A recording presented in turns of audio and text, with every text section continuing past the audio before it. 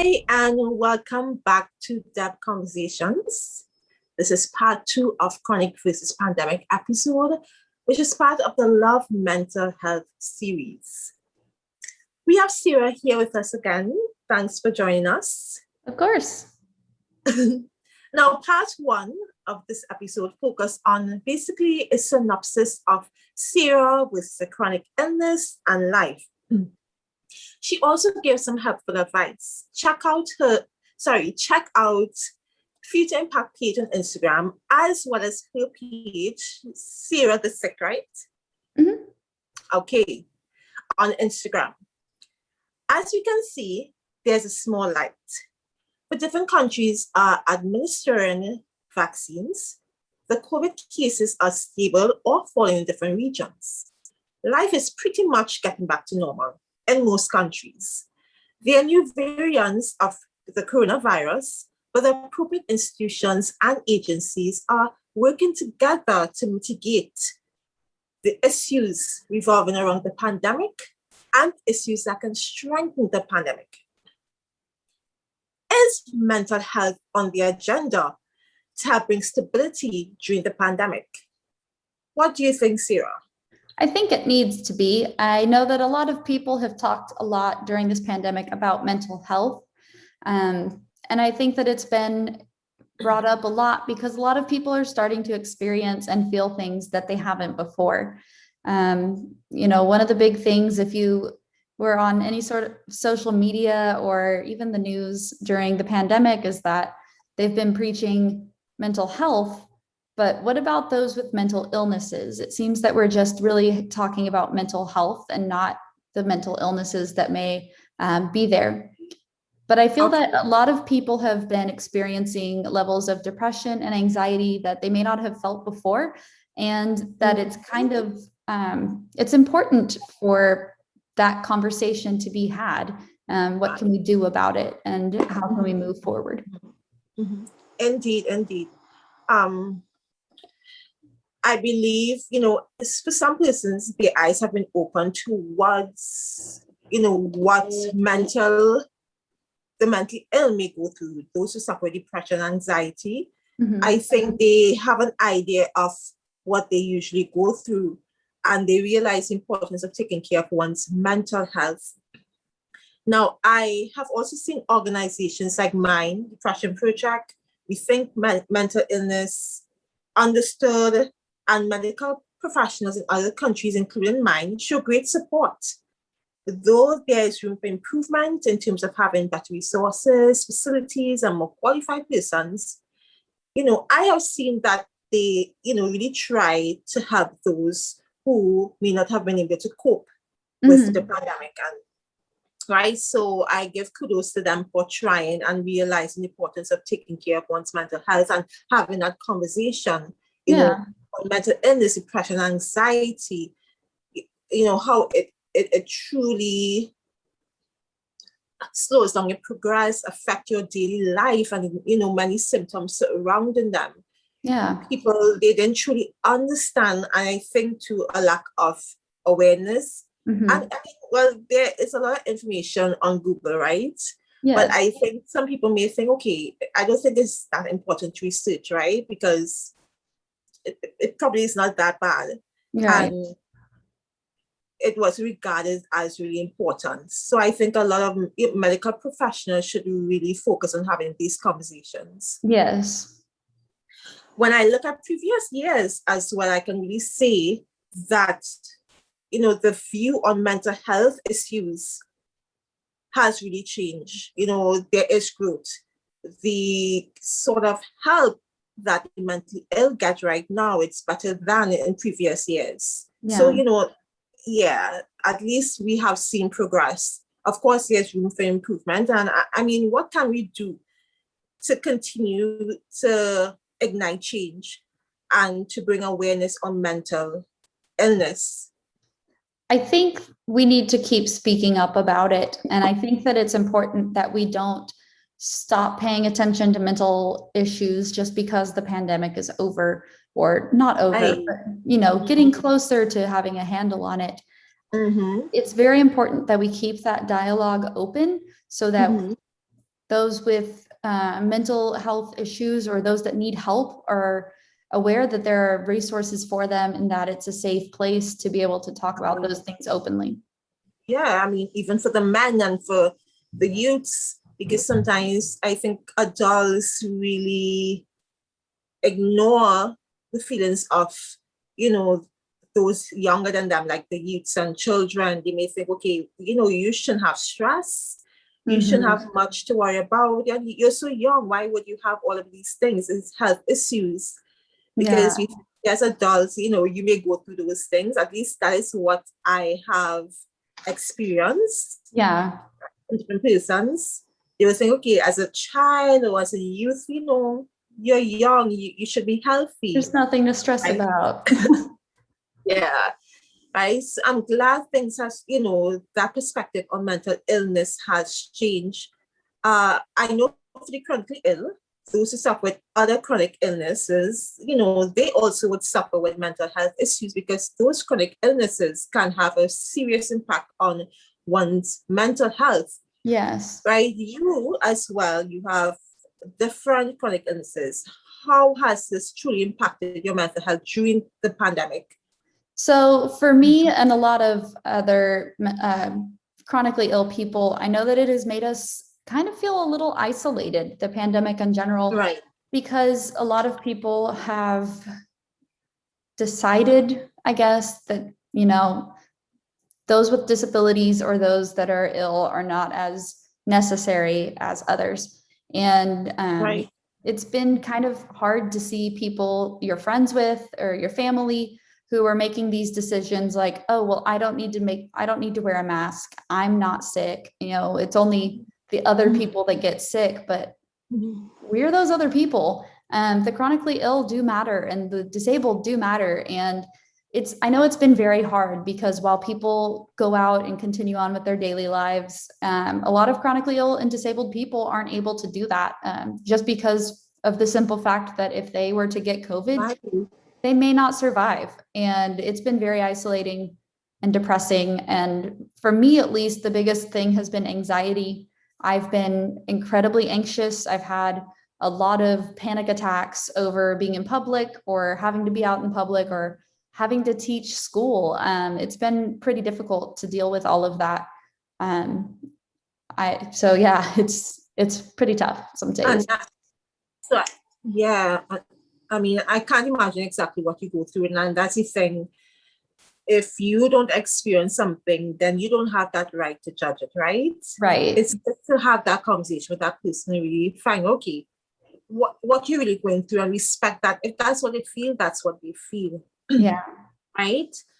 And yeah, a lot of people, they disregard, those other people's safety, right?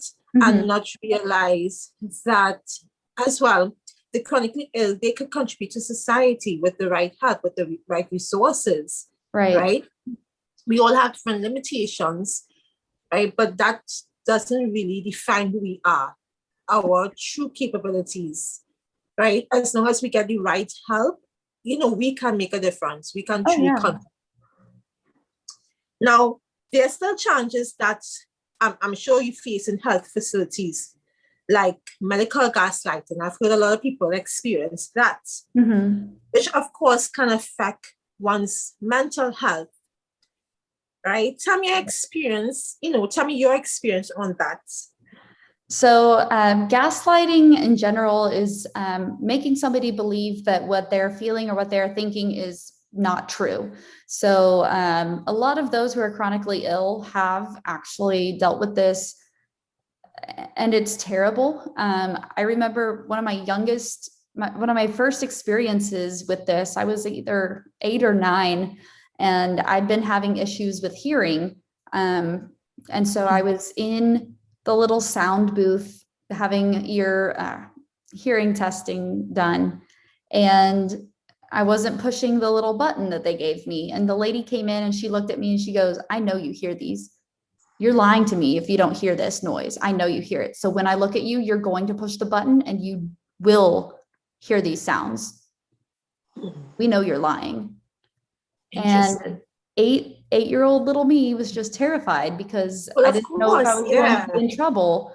yeah, Turns out that I had severe sinus issues and I really couldn't hear. And this right, lady was making me, I felt terrible. I felt worthless. I didn't know what was happening. And, I remember crying going out of that appointment, and I hated it. And even as an adult today, that was 20 years ago, and I still have issues with doctors not believing me or telling me that I've made up some of my conditions, or um, it's really not a problem and I need to learn how to work around it. And it's very disheartening to try to find medical care for issues that are sometimes very severe, because you're afraid that you're just not going to be listened to. You're afraid that you're going to be accused of being a drug seeker or just wanting something. And really, a lot of us really just want is help. We just right. want That, answers. patience. Yeah. So that just listen, just listen to how I feel. And, I don't mind working with you, and we, do research, or I journal what I experience daily. Just work with me in Right. some way, right? Um, what about, okay, you suffer with all these things. Of course, you were wounded by the simplicity over and over, because it started at 8 years old, right? Mm-hmm. That you experience gaslighting. And so I guess, of course, that discourage you from probably seeking help, going to the doctors often, or Yeah. yeah, So because you're it's afraid. yeah, you feel like you're not valid. Whatever's happening is Right. not valid. And to this day, I have had issues for which I probably should have gone to the emergency room, and I didn't go because I'd been invalidated so much by other doctors in the past. And that's really sad. Yeah. One instance, They, I had an actual blood clot. I had two DVTs, deep vein thrombosis, in my leg after a surgery, and I waited for almost a week before I went to the doctor even, and they were like, "Oh my God, this oh is my bad." God. So yeah, it kind of really gets in your head. Right, yeah. So that's one thing that I guess, medical professionals should work on: their service, their empathy. They need to believe their patients. I know there are some people out there that are trying to gather medical devices like trophies. And there are some people that are lying and are drug seeking, but the vast majority of us we're humans, and we just want to be heard, and we want to be listened to, and we want to make sure that what we have going on is going to be treated. We So just have want you help. ever, oh, sorry, Oh, it's have fine. you have you ever confronted a doctor concerning that particular issue? I'm a very non-confrontational person.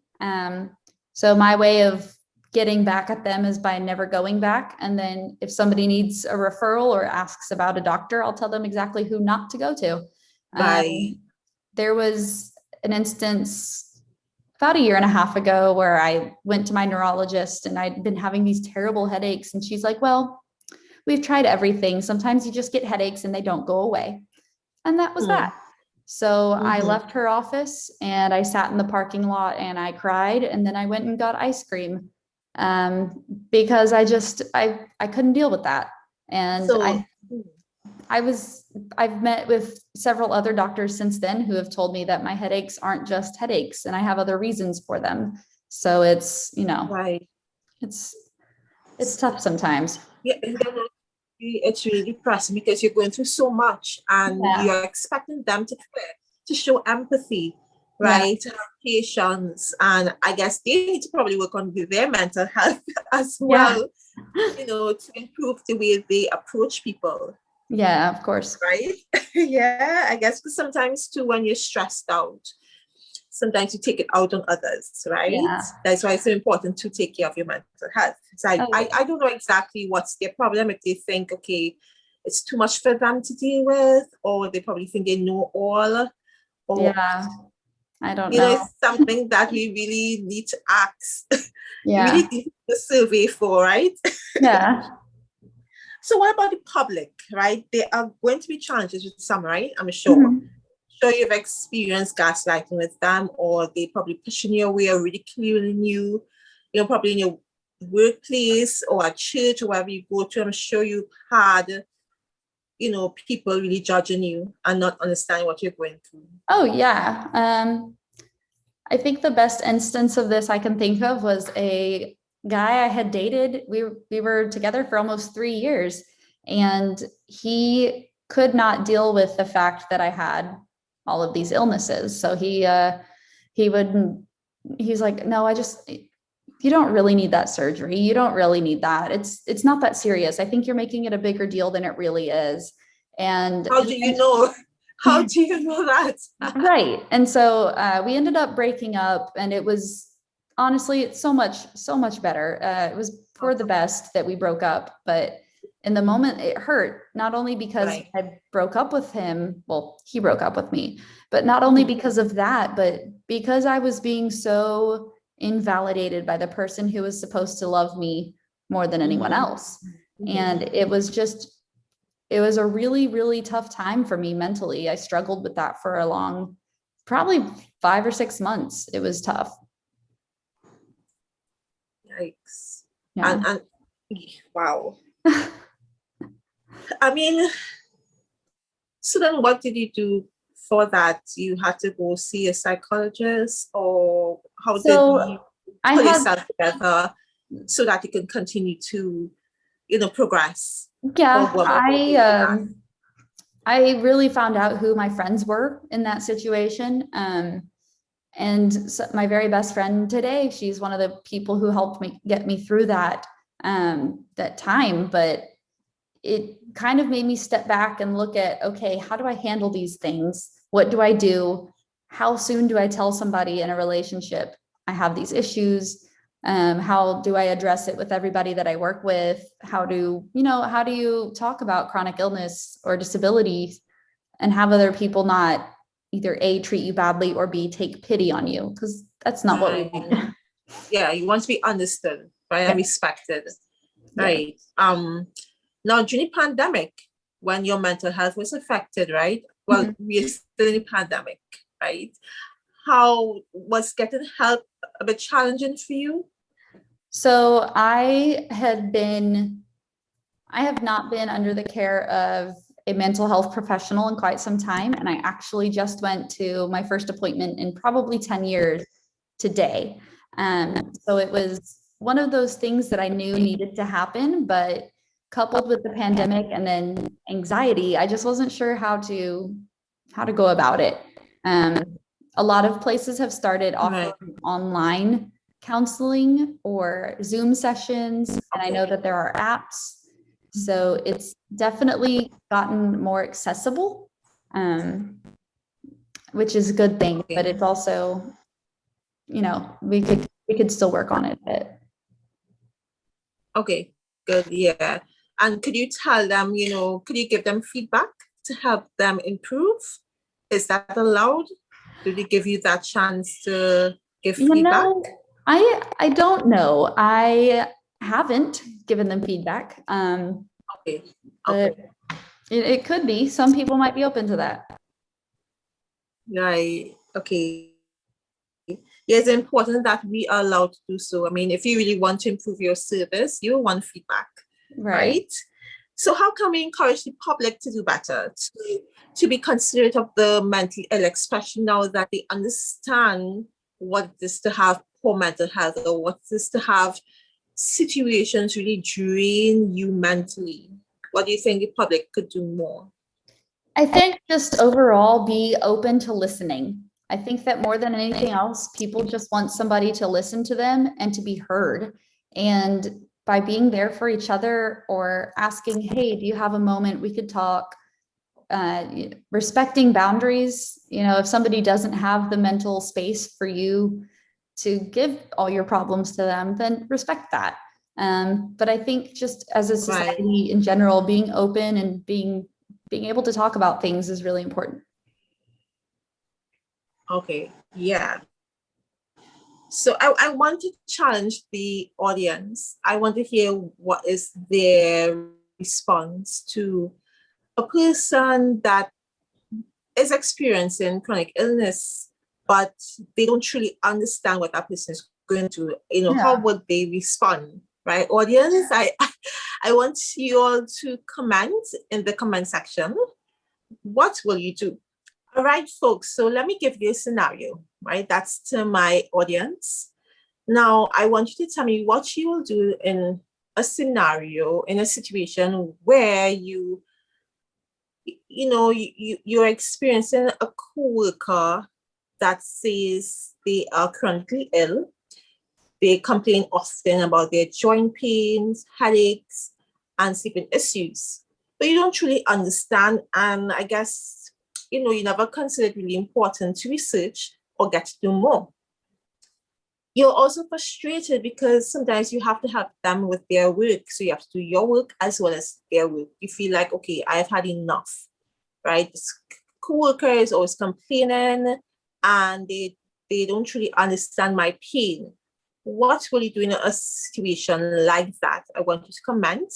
And before you comment, really think it through, analyze your thoughts, right? Because at the end of the day, you don't want to create more problems. You really want to create a solution and a better working environment. All right, folks. So, okay. This ends part 2 of Chronic Versus Pandemic. I'll recap by saying that mental health is important in any situation to consider. There is room for improvement as to how we impact the mentally ill or those with poor mental health. Let us continue doing what we can to put mental health as well on the forefront of bringing stability in our lives and society. A poor mental health affects you holistically. Let us be willing to learn and take heed of mental health advice. I see us as a society working towards improvement, right? I've seen us work towards improvement. I'm really relieved and glad for that. And you all could continue, I believe in you all, right? Don't stop trying. Let us encourage you to continue to push forward and make that journey towards improving mental health services worthwhile. Be considerate of your loved ones and those you interact with. We all battle with, mental issue from time to time, whether it may be chronically or temporarily. Love heals, right? Not hurtful words or actions. Let us encourage, let us not encourage, medical gaslighting or mental abuse. They will tear the fabric of society and keep tearing it unless we continuously spread love, until we continuously work towards, the improvement of mental health services. This has been a deep conversation, deep, enlightening, bold conversations. Till next time, take care. All right.